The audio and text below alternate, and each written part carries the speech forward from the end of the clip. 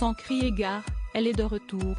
Alors que sa dernière publication sur son profil Instagram datait jusque-là du 7 juillet 2020, soit le lendemain de la date de sa passation du porte-parole du gouvernement à son successeur, Gabriel Attal, Sibeth Ndiaye a fait une réapparition remarquée sur le réseau social ce lundi 12 juin.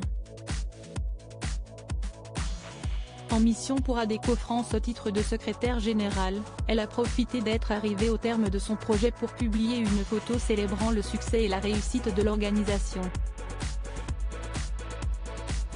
En sandales, Jocelyne Griéo à motif zébré, l'ex-femme politique de 43 ans pose aux côtés du directeur général de son groupe, Gérald Jasmin, devant le photocall de Roland-Garros. Sourire aux lèvres, l'ex-proche du président de la République, en commentaire de la photo, se dit très fier de ses équipes qui ont tout donné durant cette nouvelle édition du tournoi de tennis et salue les centaines d'intérimaires qui ont contribué à ce succès, leur permettant d'être partenaires des plus grands événements sportifs.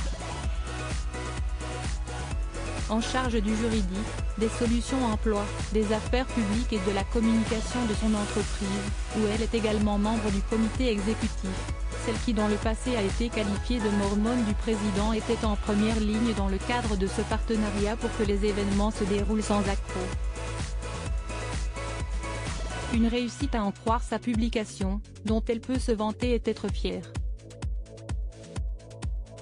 Sibeth Ndiaye, la ministre confectionne elle-même certains de ses vêtements. Sibeth Ndiaye, loin de la politique, elle semble s'épanouir. Pour Sibeth Ndiaye, ce nouveau travail où elle semble s'épanouir est une forme de renaissance après les difficultés rencontrées alors qu'elle évoluait en politique. Proche d'Emmanuel Macron, elle avait néanmoins multiplié les couacs et les erreurs au fil de ces derniers mois, ce qui a pu agacer dans le passé le président.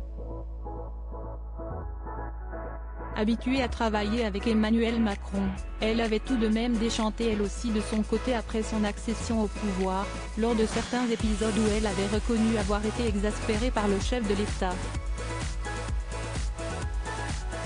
Si elle assure tout de même être toujours un fervent soutien de son ancien patron, les relations semblent malgré tout distendues entre le président et son ancienne conseillère. À moins que des échanges en secret aient réconcilié les deux parties. Crédit photo, panoramique.